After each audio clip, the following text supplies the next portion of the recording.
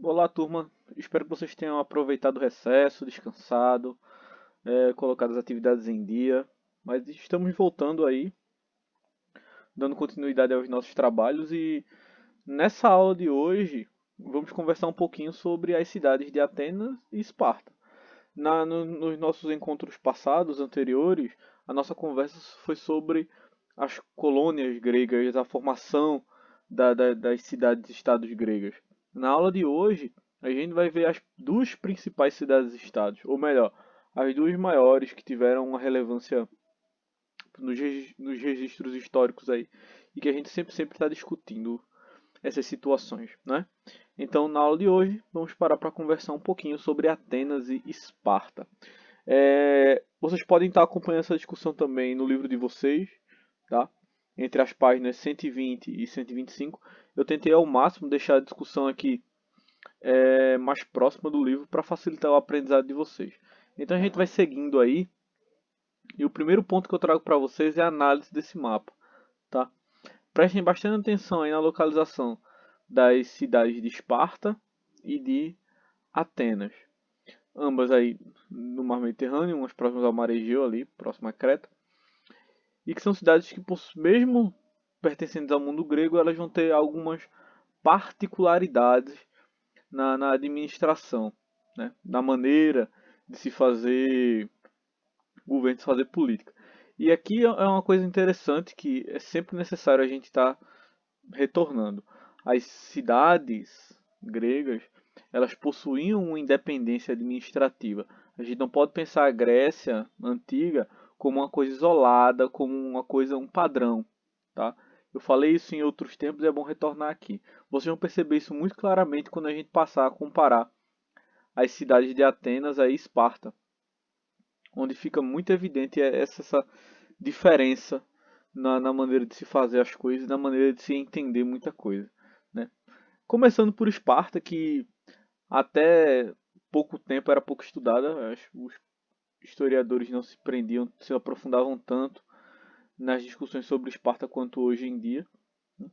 E é necessário atualmente a gente sempre está trazendo ela para se fazer um paralelo com Atenas, porque na mesma proporção durante muitos anos as pessoas só colocavam os moldes atenienses como sendo responsáveis para se entender o mundo grego, né? E a gente sabe que isso não pode acontecer. É necessário ter esse contrapeso, ter essas comparações para que o conhecimento ele flua de uma maneira mais fluida, mais limpa.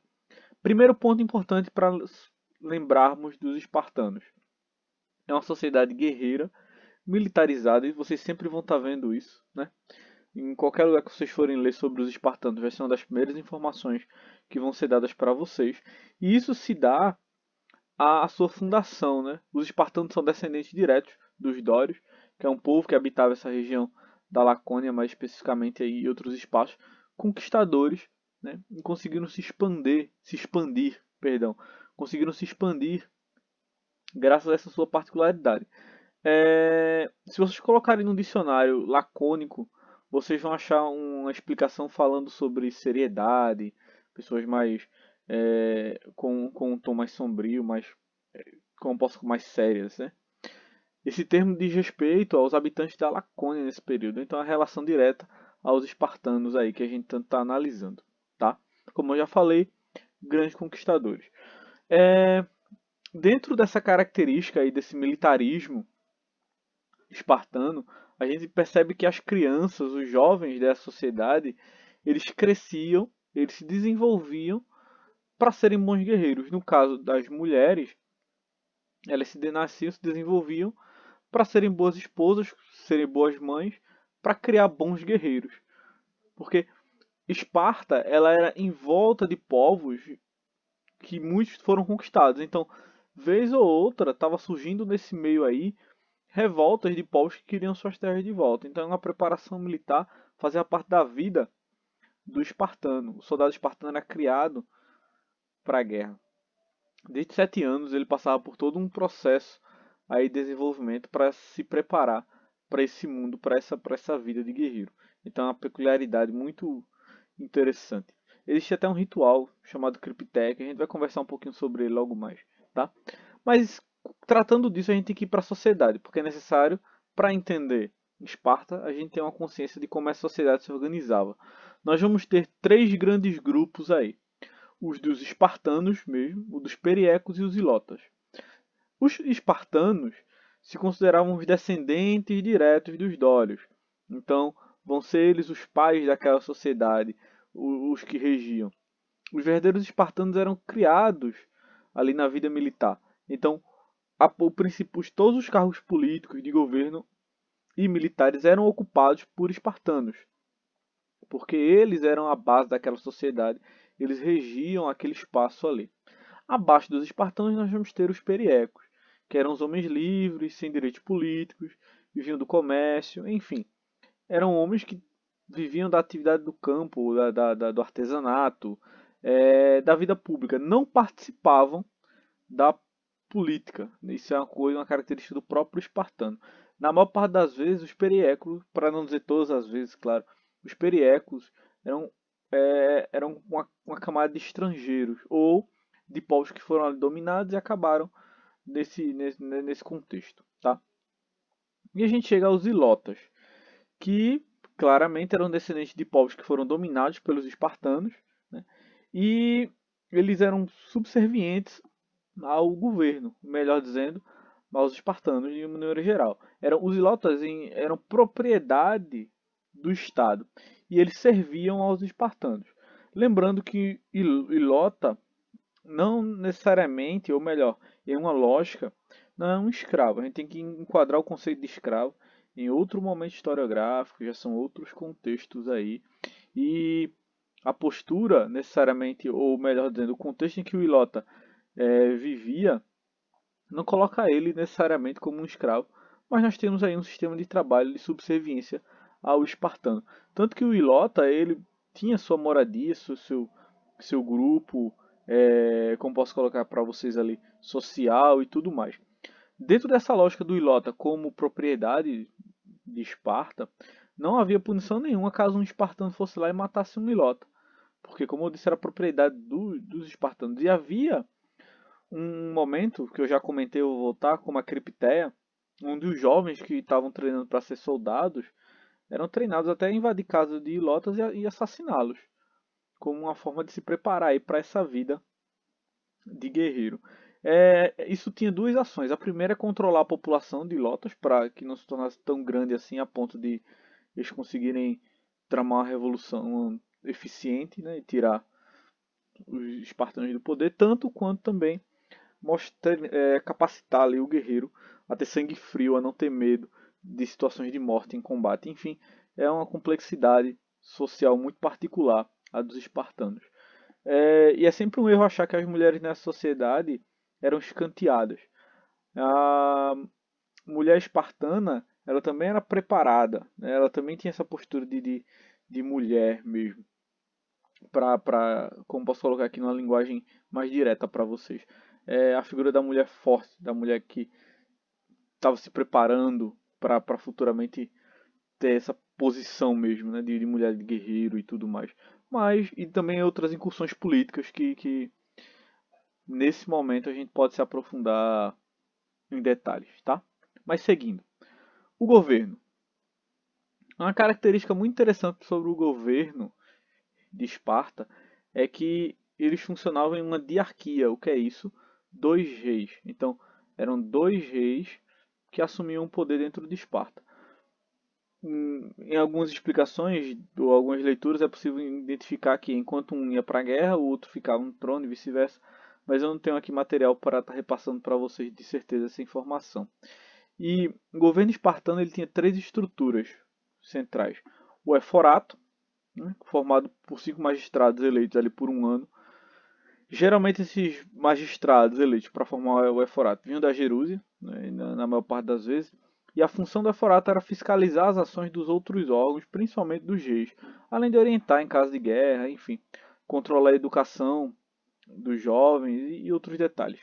A Jerúsia já era um órgão formado por 30 membros no final, sendo que 28 deles com mais de 60 anos, os Gerontes, e os dois reis ali incorporando essa Jerúsia. Né? Ela tinha o poder de criar, como eu já falei, criar leis e julgar crimes. E no final nós temos a Apela, né, que é formada por espartanos com mais de 30 anos. E aqui é uma característica.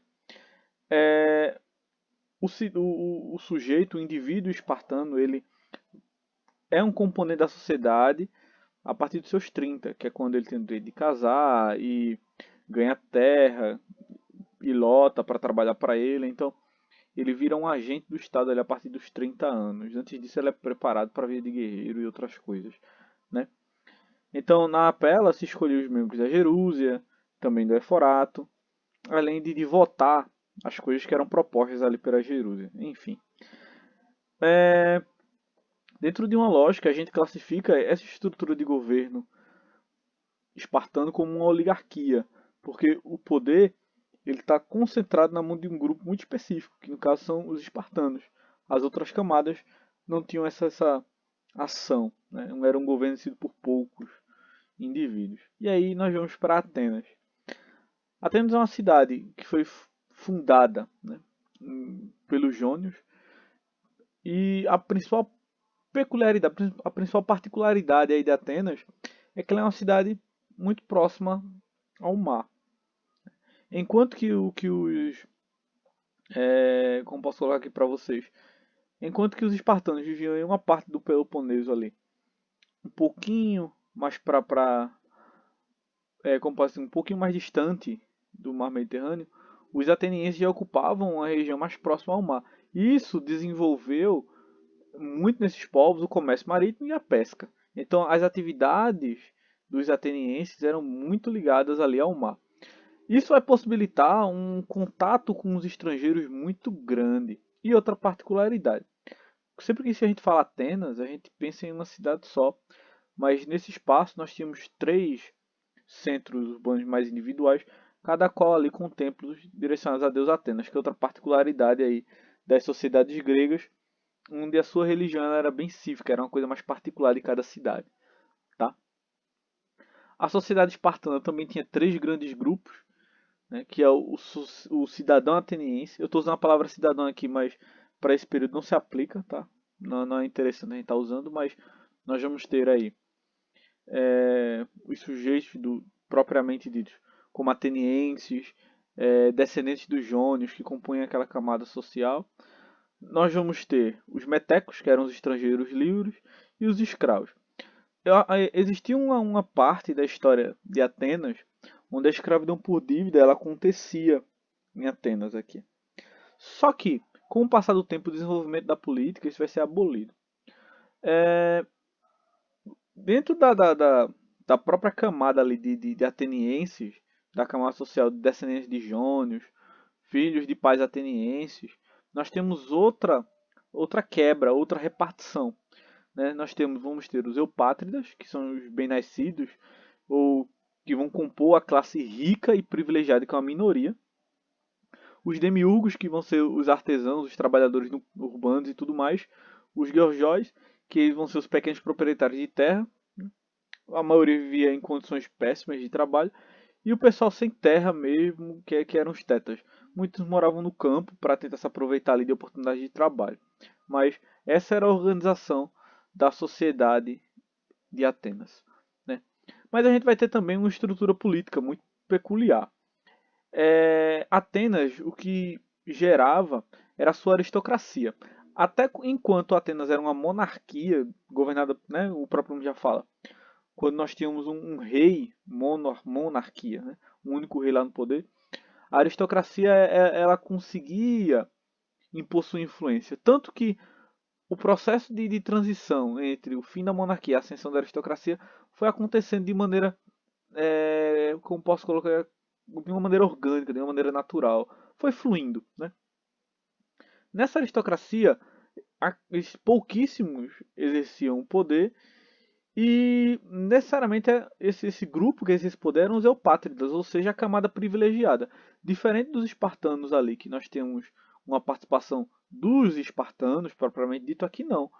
Dentro dessas camadas que nós vamos ter de gregos, tirando metecos e escravos, mas de atenienses como Tetas, Gorgóis, Demiurgos e Eupátridas, apenas os Eupátridas é que tinham essa participação política mais ativa.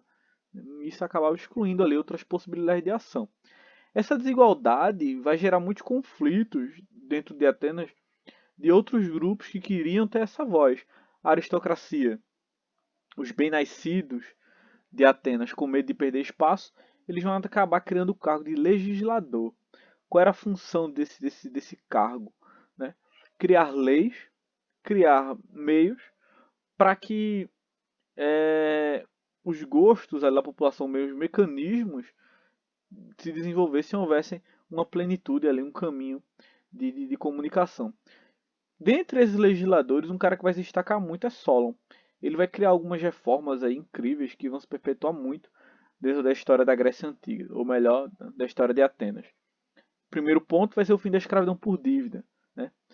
Isso acaba, ele vai tirar o critério de nascimento e vai começar a colocar critérios relacionados à riqueza para se poder promover esses privilégios, ou digo mais, para participar da vida política. Aqui a gente vai ter só uma problemática, que vai ser discutida mais à frente, mas a gente já adianta. Nesse sentido, Solon ele só vai estar tirando privilégio de uma camada, no caso os eupátridas, e agora vai estar distribuindo para outra camada das pessoas que são proprietárias de terra. Enfim, os privilégios vão acabar continuando na mão dos mais ricos. Né? E muitas das problemáticas não vão ser resolvidas. Mas enfim, dentro desse tempo ele também vai criar algumas instituições de governo, como a Eclésia, a Ilia, a Bulé, para que houvesse uma comunicação ali nas tomadas de decisão. Né? Como eu já falei, as propostas de Solon elas vão ter uma base interessante, mas no final a desigualdade ainda permaneceu e a gente vai ter alguns problemas com isso.